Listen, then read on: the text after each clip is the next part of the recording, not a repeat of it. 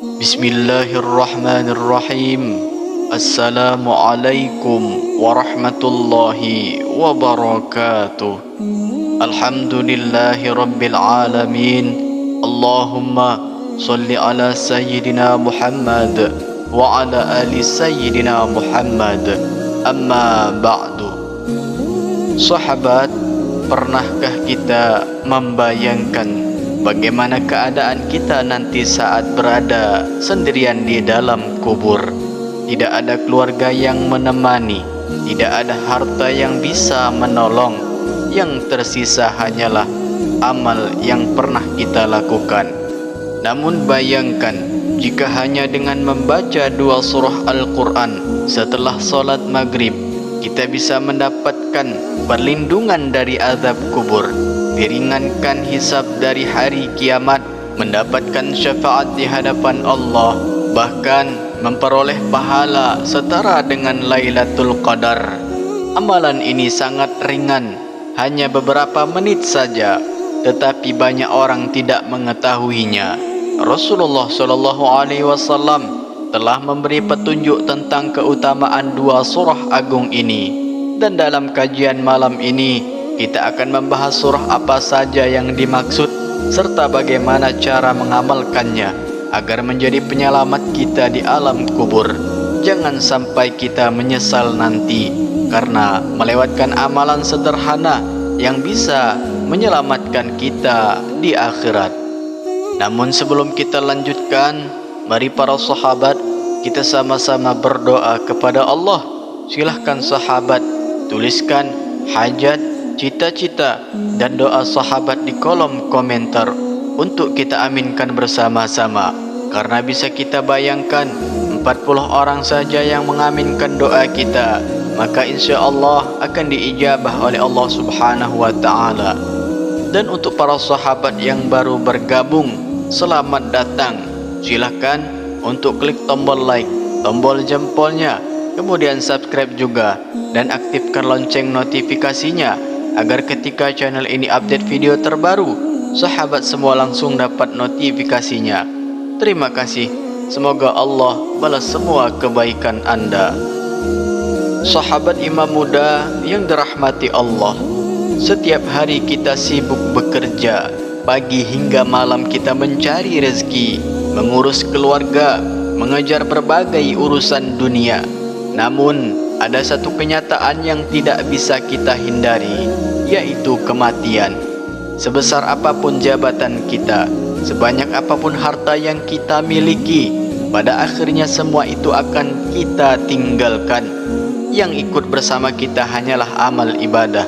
Rasulullah SAW bersabda, kubur adalah tahap pertama dari perjalanan akhirat. Jika seseorang selamat darinya, maka setelahnya akan lebih mudah. Tetapi jika ia tidak selamat, maka setelahnya akan lebih berat. Hadis riwayat Tirmidzi.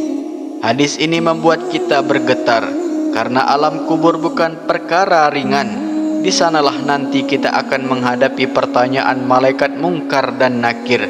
Kubur bisa menjadi taman dari taman-taman surga, atau bisa menjadi lubang dari lubang neraka.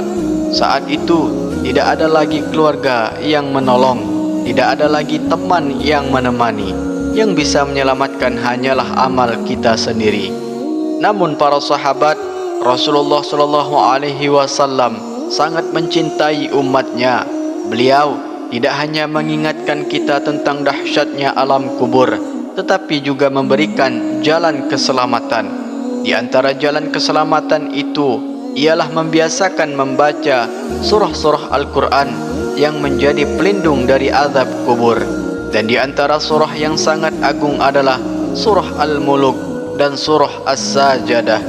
2 surah ini memiliki keutamaan besar yang disebutkan dalam hadis-hadis Nabi SAW. Bayangkan hanya dengan beberapa menit membaca Al-Quran setiap malam, kita bisa mendapatkan perlindungan yang luar biasa. Subhanallah, inilah bukti bahwa Allah Maha Pemurah dan Nabi Muhammad SAW sangat menyayangi umatnya. Sahabat imam muda yang dirahmati Allah, ada sebuah kisah yang sering diceritakan para ulama sebagai pelajaran bagi kita. Dahulu ada seseorang lelaki yang hidup sangat sederhana. Ia bukan orang kaya, bukan orang terkenal. Pekerjaannya hanyalah pedagang kecil di pasar. Namun, lelaki ini memiliki satu kebiasaan yang tidak pernah ia tinggalkan. Setiap malam setelah salat maghrib, ia selalu membaca 2 surah dari Al-Quran.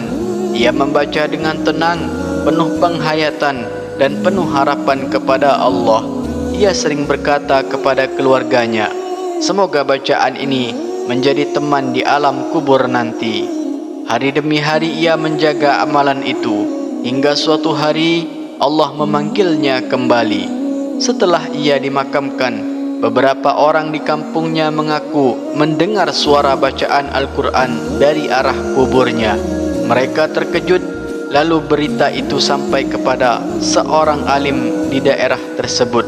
Sang alim berkata dengan mata berkaca-kaca, jika seseorang mencintai Al-Quran ketika hidup, maka Al-Quran akan menemaninya setelah ia wafat.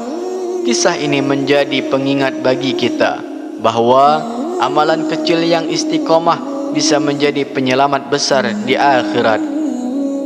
Dari kisah tadi ada beberapa pelajaran penting. Yang pertama, Al-Quran akan menjadi sahabat di alam kubur. Bacaan Al-Quran bukan hanya untuk dunia. Ia akan menjadi cahaya penolong dan pembela bagi orang yang membacanya. Yang kedua, amalan kecil yang istiqomah sangat dicintai Allah. Rasulullah sallallahu alaihi wasallam bersabda, amalan yang paling dicintai Allah adalah amalan yang dilakukan terus-menerus walaupun sedikit. Hadis riwayat Bukhari dan Muslim. Maka jangan pernah meremehkan amalan kecil. Yang ketiga, besarnya kasih sayang Rasulullah kepada umatnya. Beliau selalu mengajarkan amalan yang memudahkan umatnya untuk selamat di akhirat. Namun perlu kita luruskan dengan hati-hati. Tidak ada hadis sahih yang menyebut secara khusus bahwa membaca 2 surah ini setelah maghrib pasti setara pahala Lailatul Qadar. Yang sahihnya adalah surah Al-Mulk melindungi dari azab kubur. Rasulullah sallallahu alaihi wasallam biasa membaca surah As-Sajdah di malam hari. Sahabat, berikut cara sederhana dalam mengamalkannya. Yang pertama, waktu membaca bisa dibaca setelah salat maghrib hingga sebelum tidur. Yang kedua, surah yang dibaca yang pertama yakni surah Al-Mulk. Rasulullah sallallahu alaihi wasallam bersabda, ada satu surah dari Al-Quran yang terdiri dari 30 ayat yang memberi syafaat kepada pembacanya hingga ia diampuni, yaitu surah Al-Mulk. Hadis riwayat Tirmizi. Lalu yang kedua yaitu surah As-Sajdah. Diriwayatkan Rasulullah sallallahu alaihi wasallam sering membaca surah As-Sajdah pada malam hari sebelum tidur. Adapun tata cara dalam mengamalkannya, yang pertama, setelah salat maghrib duduklah dengan tenang. Lalu yang kedua, berniat membaca Al-Quran karena Allah. Yang ketiga, bacalah surah Al-Mulk dengan tartil. Yang keempat, lanjutkan dengan surah As-Sajdah. Bacalah dengan penghayatan. Usahakan istiqamah setiap malam. Jika para sahabat belum hafal, boleh membaca dari mushaf. Yang terpenting adalah konsistensi. Sahabat imam muda yang dirahmati Allah, dunia ini hanya sementara, sedangkan kehidupan setelah kematian sangat panjang. Jangan sampai kita menyesal nanti karena meninggalkan amalan yang sebenarnya sangat mudah dilakukan. Mulai malam ini, setelah salat maghrib, luangkan beberapa menit saja. Ambil mushaf Al-Quran, lalu bacalah surah Al-Mulk dan surah As-Sajdah.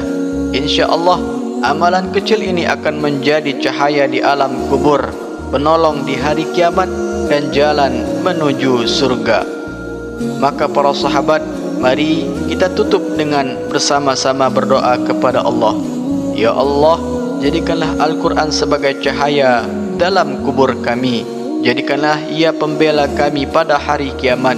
dan kumpulkanlah kami bersama Rasulullah sallallahu alaihi wasallam di dalam surgamu tanpa hisab dan tanpa azab. Amin ya rabbal alamin. Wallahu a'lam bis-shawab. Akhirul kalam.